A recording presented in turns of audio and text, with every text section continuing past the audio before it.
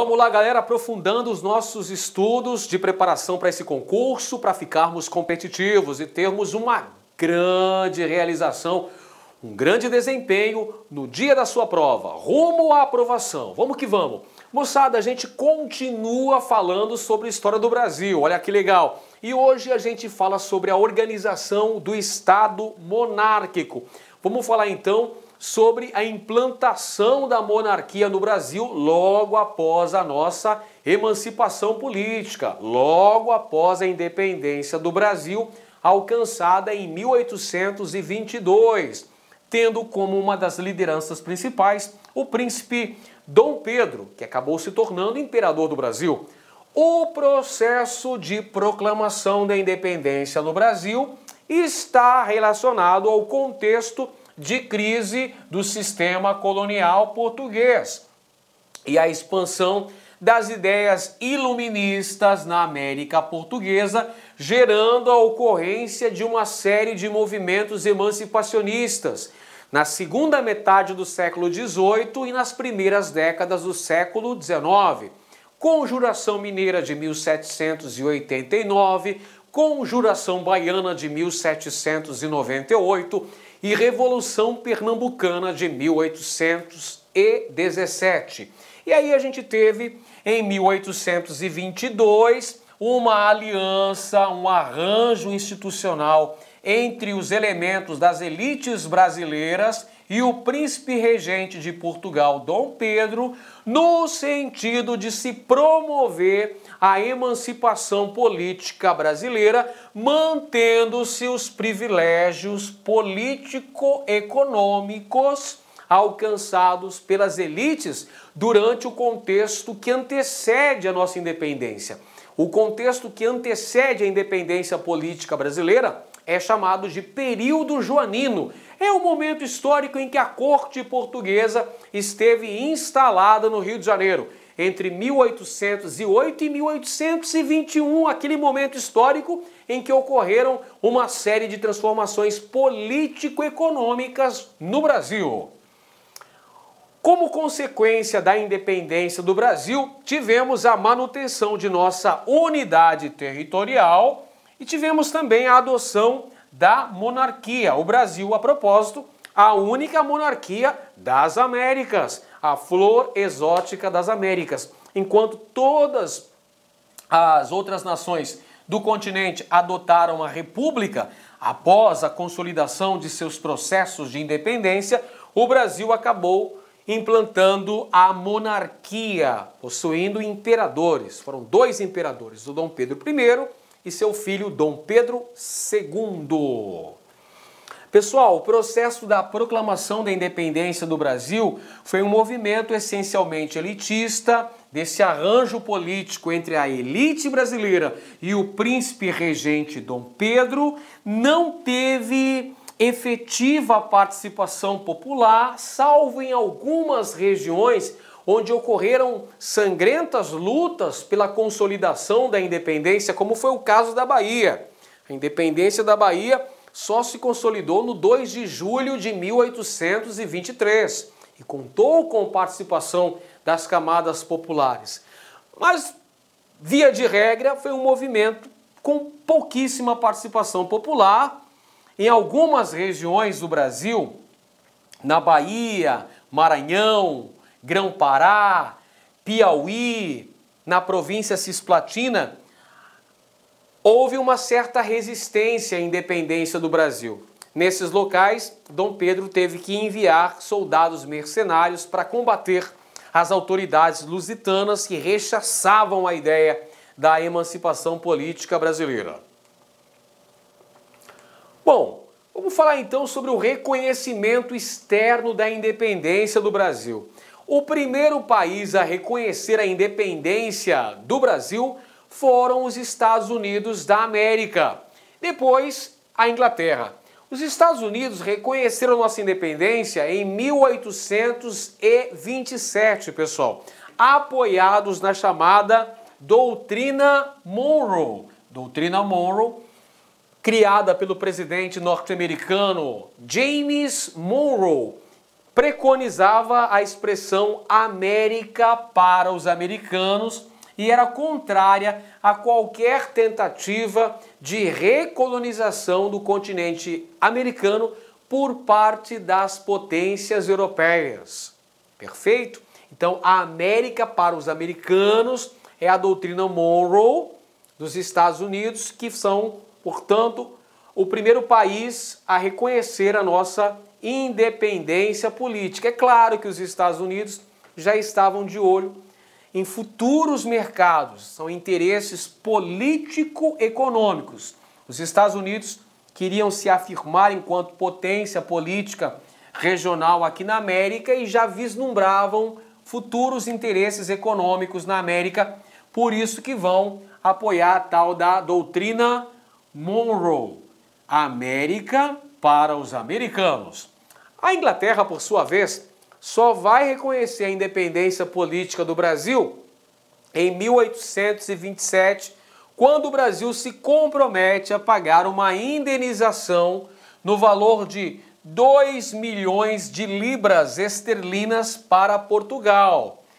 Dinheiro esse que o Brasil não possuía, teve que contrair empréstimos junto à própria Inglaterra para pagar a Portugal, pessoal. Claro que a Inglaterra tinha interesses estratégicos na independência do Brasil, principalmente no que tange à renovação dos acordos comerciais que haviam sido firmados com Portugal durante o período da presença da corte no Rio de Janeiro.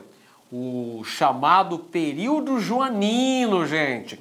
Durante o período joanino, nós vimos que foram assinados vários acordos comerciais entre Portugal e Inglaterra. A abertura dos portos em 1808, os tratados de comércio, navegação, aliança e amizade de 1810. Então a Inglaterra queria uma garantia de que esses acordos seriam renovados. A Inglaterra também já estava de olho na questão do mercado consumidor, exigindo que o Brasil abolisse com o tráfico negreiro.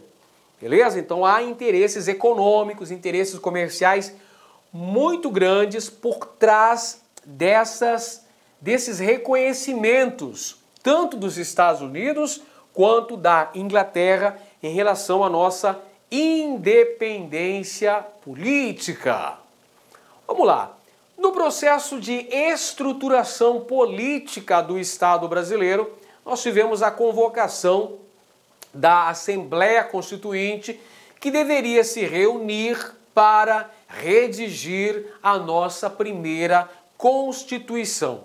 E dentro da Assembleia Constituinte, que reunia representantes de todas as províncias brasileiras, havia dois grupos políticos, o Partido Brasileiro e o Partido Português.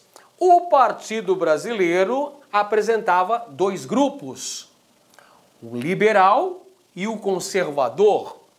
E eles defendiam a limitação do poder executivo, enquanto o Partido Português defendia a união entre Brasil e Portugal e defendia a centralização política nas mãos do imperador. Então, olha só, moçada, já temos dois grupos que estão na Assembleia Constituinte, que estão discutindo a formação das leis que norteariam a primeira Constituição brasileira, mas são dois grupos opostos.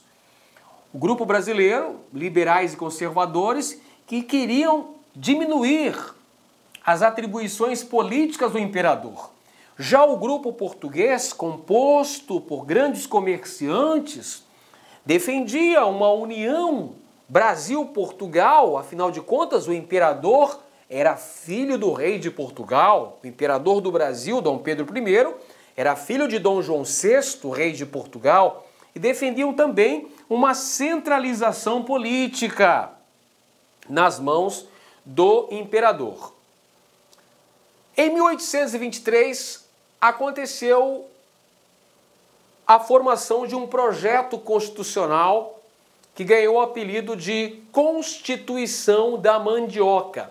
É uma proposta de projeto constitucional que visava limitar os poderes do imperador Dom Pedro e estabelecer também o voto censitário. Então, olha só, a Constituição da Mandioca, por que tem esse nome, professor, de Constituição da Mandioca? Porque usava como critério para a participação política que o indivíduo possuísse 150 alqueires de mandioca. Ou seja, se fosse um grande proprietário, ele teria necessariamente roças de mandioca porque era a alimentação básica dos escravos. Qual que era o objetivo aí dos postulantes da Constituição da Mandioca? Ora, o objetivo, pessoal, era excluir da participação política os indivíduos portugueses, porque via de regra os portugueses eram comerciantes. Então eles não tinham terras, eles não tinham alqueires de mandioca. E ao mesmo tempo, essa Constituição tinha em seus princípios norteadores limitações, mecanismos que limitassem as atribuições do imperador Dom Pedro I. Claro que a reação do imperador não foi nada boa. Quando ele viu que a galera da Assembleia Constituinte queria frear os seus poderes, o que ele fez? Não aceitou. E ordenou que os soldados invadissem a Assembleia. Houve a famosa Noite da Agonia e Dom Pedro acabou dissolvendo a Assembleia Constituinte. Inclusive, alguns deputados chegaram a ser presos. E aí, o que vai acontecer? Dom Pedro vai se reunir com seus ministros de Estado e vai outorgar a nossa primeira Constituição em 25 de março de 1824. É a Constituição de 1824, Constituição outorgada, ou seja, é uma Constituição imposta, que estabelecia voto censitário, estabelecia um critério para participação política, um critério baseado na renda do cidadão. O cidadão tinha que ganhar um certo valor, tinha que comprovar rendimentos para ter direito à participação política. 100 mil réis anuais era o critério para que ele pudesse participar do processo político. Essa Constituição também estabeleceu 4 poderes. Além dos tradicionais executivo, legislativo e judiciário, tínhamos um poder que flutuava sobre esses outros 3. E esse poder era exercido exatamente pela figura do imperador Dom Pedro I. Esse poder era chamado de moderador. Era um poder que estava acima dos outros 3, das outras 3 esferas de poder.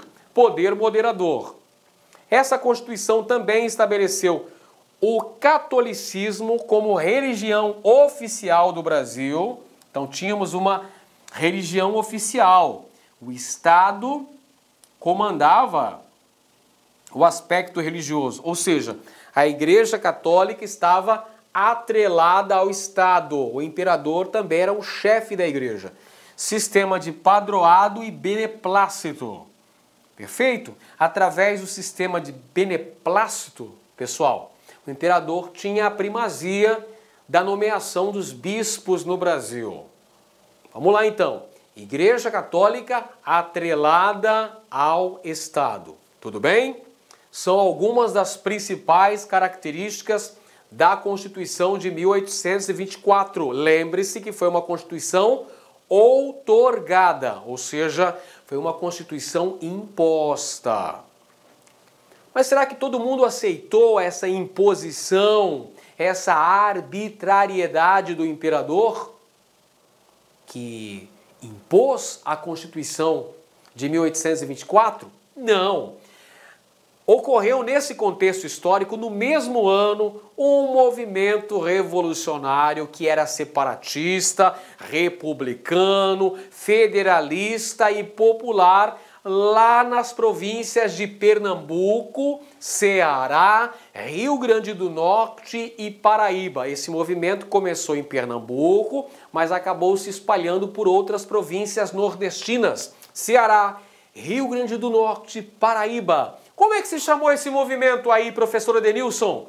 Esse movimento se chamou Confederação do Equador. Movimento separatista aí, pessoal, contra a arbitrariedade, contra a imposição da Constituição de 1824, contra o poder moderador, pessoal. Quem que estava na liderança desse movimento? Paz de Andrade, Cipriano. Olá, meus amigos! E aí, gostou da aula do professor Edenilson de Moraes? Pois é, meus amigos, você quer continuar assistindo essa videoaula? Você quer fazer o nosso curso completaço da PM da Bahia? Então, convido vocês a acessar nosso site laconcurso.com.br. Nós preparamos um curso super completo, super atualizado, um curso bastante competitivo, que eu digo para vocês sem medo de ser feliz. Se você fizer no nosso curso, se você assistir todas as nossas videoaulas, você pode ter certeza absoluta que você estará super competitivo. Especificamente para o professor Edenilson, nós estamos gravando um curso 100% novo, atualizadíssimo, com foco na banca. Pode ter certeza, você não vai ter dificuldades em história do Brasil. Tá certo, meus amigos? Um forte abraço. Ah, já ia esquecendo. Se você deseja ter esse material de apoio do professor Edenilson, então vai lá no nosso site, clique lá, laconcurso.com.br, clique lá em documentos, você pode fazer o download gratuitamente dessa videoaula. Tá certo, meus amigos? Um forte abraço, fique com Deus e até a próxima, se Deus quiser, e espero você no like. Fui! Clique like.